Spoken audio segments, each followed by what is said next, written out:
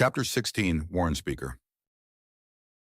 The council fought about it because it was a warren and fighting was breathing, and then it voted the way Ben had watched families vote at 100 hospital bedsides. Not for what they wanted, but for what the chart said. The chart said a house the size of the city had sent for an auditor. The warren would move. But not alone. Alone, the cistern was a bigger room to be cornered in, full of allied spears and shared fires, and every gutter line the topside machine had spent 9 years pricing by the tail. It was something no one in Marrowgate's history had ever bothered to imagine, because no one had ever believed the Warrens could do it. The Warrens had never lied. Mara said it flatly at the fire, like a fact of stone. And then she looked at the mender her Warren had voted to keep and said, "Go make them liars, Warren Speaker. I'll lend you the title on credit. Earn it." Ben went to make them liars. He took Tusk for weight, Scab for numbers, and first because first mattered.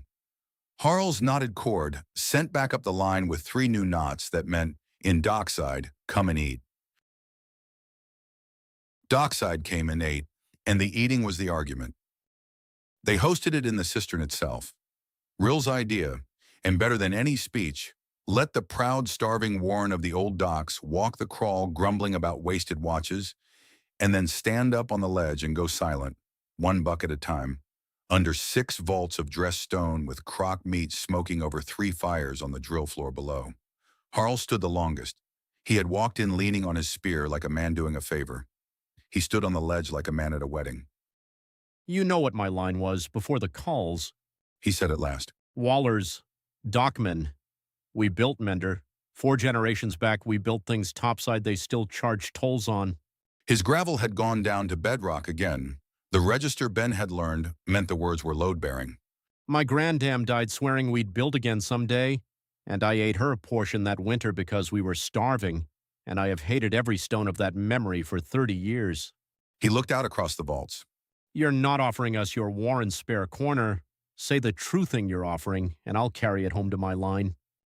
"Walls that hold." Ben said. "Water we own. 1 door. Every warren keeps its own fire, its own law, its own elders. Nobody kneels to anybody. But the door is everyone's. And when something comes down the throat, it finds all of us, or it finds none of us, because we will have finally stopped being convenient." He put out his paw, palm up the way you offered a thing's whole price. "The machine upstairs prices us by the tail because we sell that cheap, 1 warren at a time. I'm offering the end of retail." Harl laughed, a rock slide, brief and real, and clasped the offered paw with a waller's grip, and Dockside was in. The shambles took a day and no speeches at all. The cowed Warren under the tannery district had answered every knock for a generation by hiding deeper, and Ben knocked anyway. And what argued for him was a wet-lunged winter in Granny Sorrel's traveling case. They found the shambles sick row first. 9 kits and 4 elders down with the crackles. Their own mender dead in the spring cull, an entire warren quietly drowning on dry land out of pure fear of asking. Ben and Granny worked through a watch and a half. Pine honey, flattened peaks, steam tents rigged from tanner's scrap, dosings left in careful charcoal for hands that couldn't read them and would guard them like scripture anyway. The shambles elder was a bent doe called Millet, who watched the whole time from the doorway, arms folded, waiting for the bill. When Ben packed the case and asked for nothing, she followed him out into the run. "Nobody does free," she said. "Not down here. Name it." "It's named. You heard it yesterday and sent me away." Millet stared at him. A doe who had spent her whole tenure keeping her people alive by making them smaller, meeting the first stranger in memory who wanted them bigger. And her ember did a thing Ben had seen at bedsides when a family finally heard the word remission. Fear and hope have almost the same shape in a chest. Almost. "The old stories say it wrong," she said at last bitterly, wonderingly. "They say the deep roads are where Warrens go to die." "They are..." Ben said. "This one died. We're moving into the estate." The shambles were in by dusk, which left the Nars. Nobody called the feral warren that to its face, chiefly because nobody spoke to its face. The line that denned in the collapsed grain vaults east of the Boneway had been feral since before Mara's time. A warren that had answered a bad century by unmaking every custom that had failed it, including trade, parley, and names. Foragers gave their runs a two-junction margin. The story said they ate strangers. Rill, who trapped their boarders, said the stories flattered everyone involved. They didn't eat strangers, they just returned them in installments. Ben went anyway, and he went with the two kobolds. That had been the golden-eyed male's own offer. Sarn, his name was, sounded halfway between a whisper and a knife being drawn. Made in his broken cant at the common fire the night the embassy list was drawn. The Nar's vaults, it emerged, had sheltered the kobold pair for 2 winters before the spring call took them. The freed kits Ben had walked out of the render house were clutch kin to half that warren's fire. You gave back ours. Sarn said, laying each word down like a tile. Now we make them see. You are a thing that gives back. They have never seen one. The Nar's border was a curtain of hanging bone chimes that Ben absolutely declined to let his imagination inventory. And the parley happened there, at the edge, in the dark, with no lamp. Their law. Their matriarch came to the chimes herself, a doe the size of Tusk. White-eyed, moving through absolute blackness like other people move through noon, and she stood inches from Ben and smelled him, long and unhurried, the way an assayer reads ore. Mender, She said, her voice was rust in disuse. the smoke year took 6 of ours.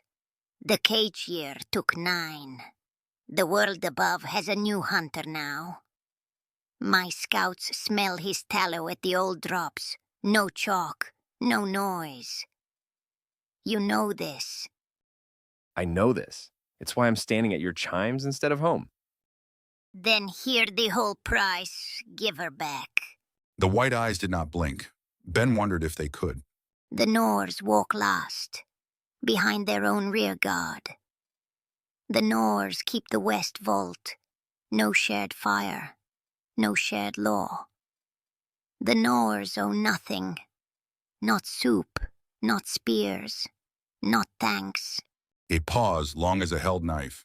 And when the tallow thing comes down the throat, the gnawers stand in the front rank. That is not owed. That is wanted. My line has been the story the dark tells for 60 years. We would like once to be the story the surface tells.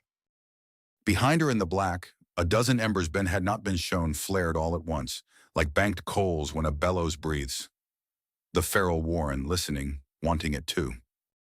Front rank Ben agreed. and the west vault, and nothing owed. But I'll tell you now, matriarch, I'm a mender. If your people bleed at my door, I'll mend them. And you can't stop me. And that's my law, the way the chimes are yours. The white-eyed doe made a sound Ben needed a moment to classify, because it had rust on it too, from 60 years of no occasions. Laughter, Keep your law, give her back. she said, withdrawing into the dark. We will see which of us converts the other. Title earned, Warren Speaker.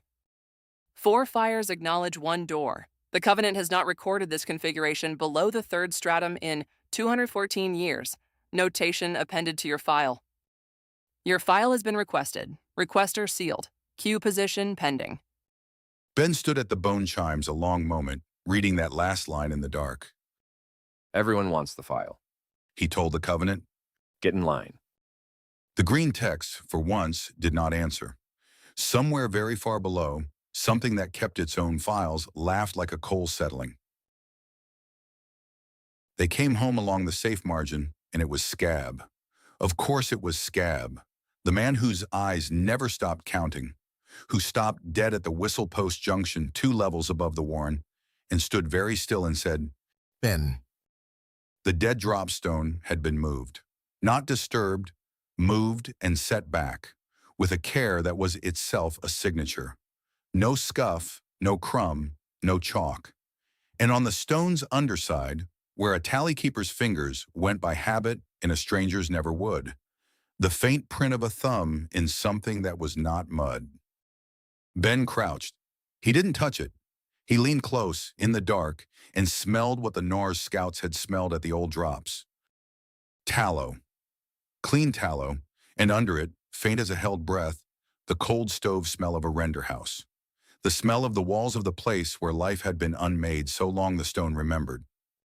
No chalk, no noise, just a man's thumb, 3 junctions from home, pressed where only the counted would ever look, saying, in the language of the counting trade, "Found your page." How old? Ben said quietly. Scab's fingers hovered over the print, reading it like weather.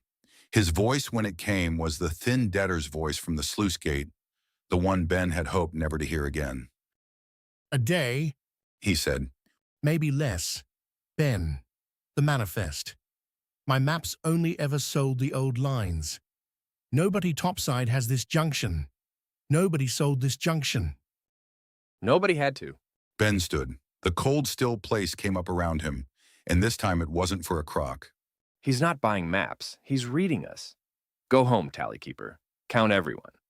We move the kits first, and we move them tomorrow.